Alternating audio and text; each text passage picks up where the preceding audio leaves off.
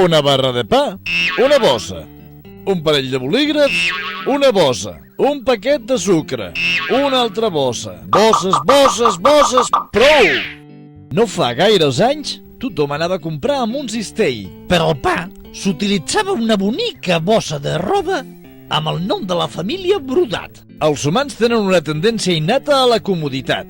Molts ni es plantegen si està bé o malament. Si és més còmode, ja els hi està bé. I què poden fer? Doncs, per exemple, recuperar l'ús del cistell per anar a comprar, o un carret amb rodes, que permet transportar molt de pes sense gaire esforç. També poden portar la bossa de plàstic de casa quan surten a comprar. Ben doblegada, no ocupa gaire espai. Sí, senyor, hi ha molta gent que ho fa.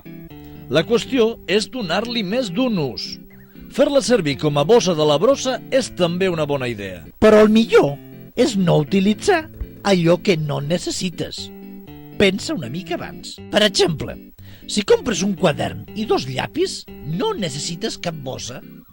Digues a la dependenta que no la vols i te'ls emportes a la mà. Tanta bossa és massa. Si no la necessites, passa. Però si l'agafes, pensa una cosa, que l'has de llançar a la brossa i no a qualsevol contenidor. El groc és el seu color. Fes-ho bé. No costa res.